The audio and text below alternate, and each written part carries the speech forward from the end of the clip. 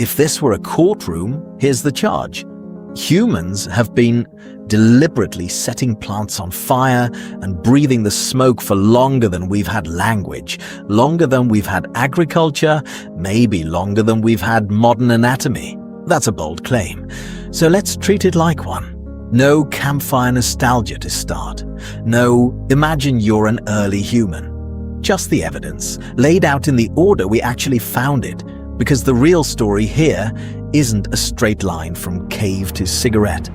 It's a trail that keeps getting colder the further back investigators push. And then, every few years, someone finds one more piece that makes the whole timeline collapse backward again. We're going to start with the strongest piece of evidence we have. Then, we're going to work backward further and further until we hit a point where there's no evidence left at all, just biology, and a very uncomfortable question about what that biology has been trying to tell us since before we were even human. Every cold case needs a piece of physical evidence that can't be argued with. In this case, it comes from a mountain range on the border of modern-day China, Tajikistan, and Afghanistan.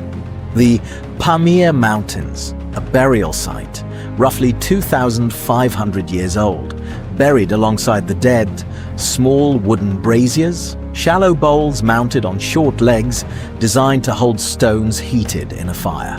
When researchers tested the residue inside those bowls, they didn't find rope fiber or industrial hemp grown for cordage. They found cannabis with unusually high THC concentrations. That detail matters more than it sounds like it should. Whoever prepared that burial didn't grab whatever hemp was closest. They chose the psychoactive variety on purpose and placed it at a grave site as part of a ritual. That's not an accident of foraging. That's someone who understood exactly what that plant did and used it deliberately. Modern chemistry backs this up completely. We're not guessing based on old bowls and vague assumptions. We can test the compounds. We know what burned there. For a long time, this was the single oldest confirmed case of intentional human smoking anywhere on Earth. But oldest confirmed case and oldest actual case are two very different sentences, and the gap between them is the entire rest of this investigation. Organic evidence, plant matter, wood, leather, doesn't survive well. A few hundred years in ordinary soil and it's gone. So, when we say the oldest evidence is 2,500 years old, what we're really saying is, this is the oldest evidence that happened to survive long enough for us to dig it up, which means the real behavior is almost certainly much, much older. The next clue takes us to a desert in the American West and pushes the timeline back by nearly 10,000 years in one discovery. The Great Salt Lake, Scythian Desert in Utah, doesn't look like a crime scene. It looks like nothing. That's usually where the oldest evidence hides. Buried in that desert, a hearth 12,000 years old. Inside it, seeds from a wild tobacco species native to North America, not scattered by wind, not dragged in by animals, but clustered together in a pattern that strongly suggests someone put them there on purpose. No pipe, no bowl, no ritual object of any kind, just seeds inside a fire 12,000 years ago. On its own, that's already a stunning find. It moves intentional tobacco use back thousands of years earlier than anyone had confidently claimed before. But the real weight of this discovery isn't really about Utah at all. It's about what it implies everywhere else. 12,000 years ago, humans weren't confined to one region. We were already spread across nearly the entire planet. Sub-Saharan Africa, Southeast Asia, Europe, Australia, the Americas. Different continents, different climates, completely different local plants, but the same species, with the same brain, sitting around the same kind of fire. If people in Utah were doing this 12,000 years ago, the honest question isn't, did anyone else do it too? The honest question is, what are the odds that nobody else did? And it turns out, we may have had a written eyewitness account of exactly that. sitting in plain sight in a history book for over 2,000 years. Nobody believed it. Herodotus wrote in the 5th century BC. He's often called the father of history, and he traveled constantly, recording what he saw with a kind of detail that made later scholars deeply uncomfortable, because a lot of it sounded, frankly, unbelievable. One passage in particular described a nomadic people called the Scythians. According to Herodotus, they built small, sealed tents, heated stones until they glowed, and threw hemp seeds directly onto those stones while sitting inside, breathing in the smoke that filled the enclosed space. He wrote that they howled with pleasure.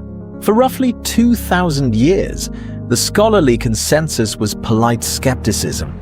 Interesting account, probably an exaggeration. Maybe he was describing an ordinary steam bath and dressed it up for a better story. Then archaeologists actually excavated Scythian burial mounds. They found bronze braziers, they found stones that showed signs of intense heating. They found hemp residue, matching Herodotus's account almost exactly, right down to the method. He hadn't exaggerated a single thing. If anything, he'd underreported it. A Greek historian 2,500 years ago watched a group of people get intensely high inside a hemp-smoke tent and wrote it down as plainly as he could, and for 2 millennia, we assumed he must have gotten it wrong. That should tell you something about how much confidence we should really have in we already know the full history of this. We keep being wrong in the same direction. We keep underestimating how far back this goes, which brings us to the actual origin point of the whole investigation. Not a burial, not a hearth, not a written account. A single, enormous variable that changed everything about how humans experience fire in the first place. Rewind past every piece of evidence we've covered so far, past agriculture, past writing, past Homo sapiens even. At Wonderberg Cave in South Africa, archaeologists found ash residue from a controlled fire, sealed deep inside a sheltered chamber. Not the scattered remains of a wildfire that wandered through, but a fire that was deliberately built and consistently maintained. The age of that evidence, roughly 1 million years, and the species responsible wasn't us. It was Homo erectus, smaller brain, heavier brow, no written language, no complex symbolic culture that we've ever found evidence of. But they had fire, and they used it night after night, for warmth, for protection, and almost certainly, though nobody planned it this way, for something else entirely. Here's the detail that rarely makes it into the popular version of this story.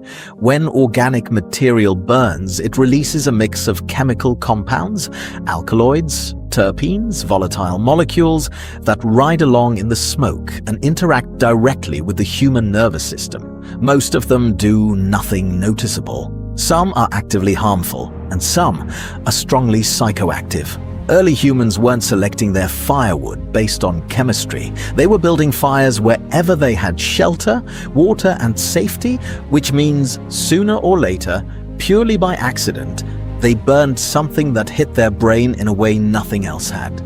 Nobody understood why at the time.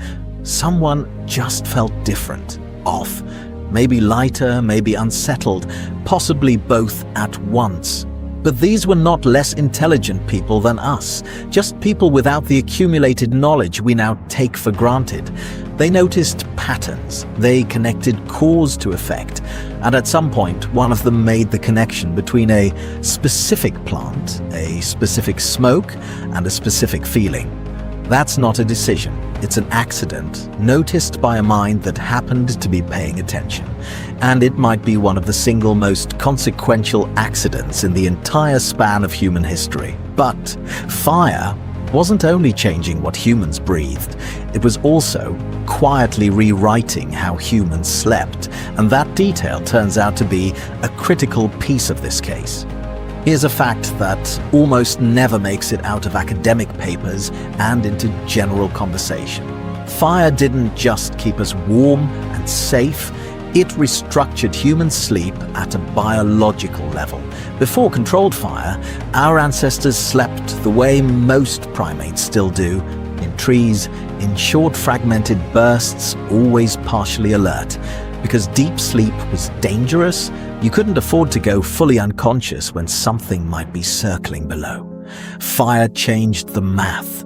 With flames burning at the edge of a camp, predators kept their distance, and the ground, once lethal after dark, became survivable. For the first time in our evolutionary history, a human body could lie flat and genuinely relax. The effect shows up clearly in comparative data. Chimpanzees sleep around 10 hours a night, orangutans closer to 11, modern humans average just 7 to 8, noticeably less, but the quality of that sleep is completely different. We spend a disproportionate amount of time in REM sleep, the phase tied to memory consolidation, emotional processing, and vivid dreaming. Researchers at Harvard have proposed that fire is the direct cause. Once ground-level sleep stopped being a death sentence, evolution didn't need to optimize for more sleep. It could optimize for deeper sleep instead. And REM sleep, neurologically, is its own kind of altered state. Brain regions active during normal waking hours go quiet. Others activate in patterns that don't show up anywhere else in ordinary consciousness. Time sense disappears. Emotionally overwhelming experiences feel completely real while they're happening. So every single night, the same people who were occasionally inhaling psychoactive smoke by accident were also sliding into the deepest altered states their nervous systems could produce, a state that fire itself had made possible in the first place. Waking up from a vivid dream and sitting back down next to a fire that shifts your perception again would have felt connected. Not identical, but related. Both at the edge of the firelight, both leaving behind the unmistakable sense that something significant had just happened, even without the language to describe it. Fire, in other words, wasn't just fuel for survival, it was the bridge between two entirely different kinds of altered experience. But what was actually flipping the switch inside the brain during those waking moments? That answer isn't buried in a cave or a desert. It's inside you right now. Your brain has something called the endocannabinoid system.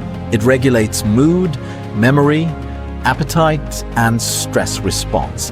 And it exists in every single human being, regardless of whether they've ever encountered cannabis in their life. This system is built on receptors that respond to cannabinoid compounds. And here's the piece of evidence that changes the entire shape of this investigation. Those receptors did not evolve because of cannabis. They evolved for completely unrelated internal purposes. Cannabis simply happens to produce compounds that fit those receptors almost perfectly, a key that fits a lock it was never designed for. So the first time a human inhaled smoke from burning cannabis, and cannabis grew wild across huge stretches of Africa, Asia, and Europe, the reaction wasn't confusion, it was recognition.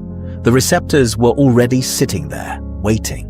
The compound simply activated a system that had existed the entire time, and the result was impossible to ignore. This isn't speculation dressed up for a good story. It's a legitimate scientific hypothesis supported by researchers across multiple disciplines. Given where early humans actually lived, exposure to psychoactive smoke wasn't a rare coincidence waiting to happen once or twice. It was close to inevitable, which closes the biological half of this case. The only real open question left is what humans did with that discovery once they started doing it on purpose. And the answer has almost nothing to do with getting high for its own sake. Here's where the popular version of this story tends to go wrong. Most people assume ancient smoking was primarily recreational. The evidence says otherwise, almost everywhere we look. The Ebers Papyrus, one of the oldest medical documents ever discovered, dates to around 1550 BC in ancient Egypt.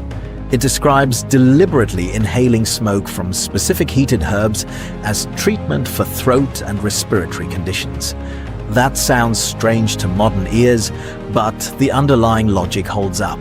If a plant carries therapeutic compounds and the lungs are the fastest entry point into the bloodstream, smoke is an extremely direct delivery system. We still use the same basic principle today.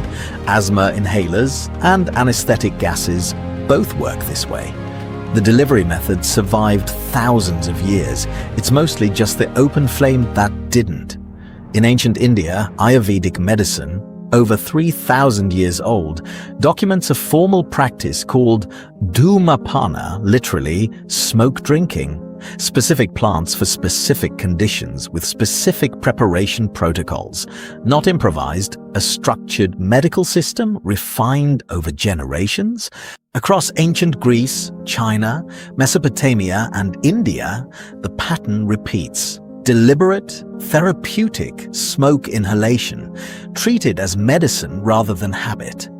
In a world with no surgery, no antibiotics, and almost none of the tools we take for granted, a treatment that worked even part of the time was worth an enormous amount. But medicine still isn't the deepest reason this behavior stuck around for 100,000 years. That reason has nothing to do with individual bodies at all. Humans are social animals, and group cohesion, the ability to trust each other, coordinate, and move as a single unit, wasn't optional in early human history. It was survival infrastructure. Modern neuroscience shows something striking here. Shared rituals synchronize neural activity between the people taking part in them. They measurably increase trust. They deepen group identity in ways that are biologically real, not just a nice metaphor. So, when a group of early humans gathered in an enclosed space and collectively entered an altered state through shared smoke, something bigger than individual brain chemistry was happening. The group itself was bonding in a way that would have been extremely difficult to produce through almost any other means available at the time. Shared intense experience creates a very specific kind of trust, mutual vulnerability, a sense of identity that extends past the individual. Anyone who has gone through something difficult alongside other people understands this instinctively, without needing a research paper to explain it. The ritual smoke circle wasn't a party.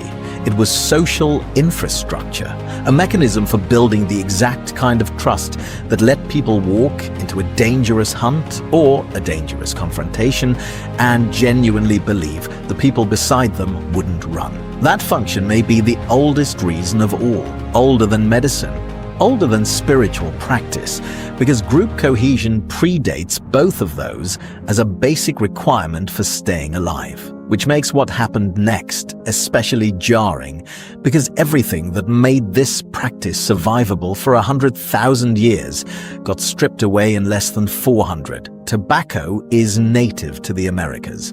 Before 1492, the entire Old World, Europe, Asia, Africa, had never encountered it. When Columbus arrived, he noted in his journal within weeks that the indigenous people he met carried small burning sticks, inhaling the smoke and exhaling it through their mouths and noses. His crew found it baffling. His crew also started doing it themselves within weeks. Of course they did. But tobacco use in the Americas wasn't new in 1492. Residue analysis on ancient pipes traces it back at least 3,500 years, and some researchers studying cultivation patterns in the Amazon basin put the real figure closer to 10,000 years. And in that context, it was never casual. It was sacred, believed to open direct communication with the spiritual world, with smoke understood as a living carrier that lifted prayers upward and brought visions back down. Blowing smoke on another person was an act of blessing. A shaman who smoked wasn't relaxing. He was doing the most serious work available to him. Tobacco was treated with exactly the kind of reverence you give something you consider both powerful and dangerous. Within decades of 1492, tobacco had spread across the Old World. Within a century, it was traded globally. What indigenous Americans had spent millennia turning into a carefully managed, deeply ritualized practice was, in European hands, converted into a mass-market commodity in under 400 years. By the early 20th century, industrially manufactured cigarettes made tobacco cheaper, more convenient, and more addictive than anything that came before it. Specific compounds were deliberately engineered to speed up nicotine absorption, not an accidental side effect, but a designed one. Same plant, same basic physical act, an almost unrecognizable relationship to it. A shaman selecting the most potent cannabis available for a burial ritual has essentially nothing in common with a tobacco executive in 1960 approving an ad campaign aimed at teenagers. Both involve smoke. Almost nothing else survived the transition. So, when did humans actually start smoking? The honest answer, we're still narrowing it down, and the timeline keeps getting older every time someone digs in a new location. The physical evidence takes us back 12,000 years with real confidence. Exposure to psychoactive smoke from natural fires likely goes back much further than that, possibly to the first sustained use of controlled fire, roughly 1 million years ago. What we know for certain is that by the time any human civilization developed writing, smoking was already ancient, already ritualized, already woven into medicine, spirituality, and social bonding in ways that imply centuries, maybe millennia, of practice before anyone thought to write a word of it down. This behavior predates agriculture. It predates pottery. It predates every civilization you studied in school. And the drive underneath it, the pull toward altered states, toward crossing the line between ordinary experience and something that feels larger, increasingly looks like a basic feature of human cognition, not a flaw in it. Ronald Siegel, a psychopharmacologist at UCLA, proposed that the pursuit of altered consciousness functions as something close to a fourth biological drive, alongside hunger, thirst, and sex. And it isn't unique to humans. Elephants seek out fermented fruit. Reindeer in Siberia eat psychedelic mushrooms, and then drink the urine of other reindeer that ate them first, because the active compounds pass through completely intact. If this drive shows up that consistently across species that separated from each other millions of years ago, it stops looking like an aberration and starts looking like something closer to a fundamental design feature. Our ancestors didn't fight it. They built systems around it, rituals, restrictions, shared meaning, and turned something powerful into something survivable. Case closed, at least for now. The evidence says this isn't a modern habit that spiraled out of control. It's one of the oldest, most consistent behaviors in the entire human record, and what changed over time was never the smoke itself. It was what we chose to build around it, and eventually, what we let get torn away.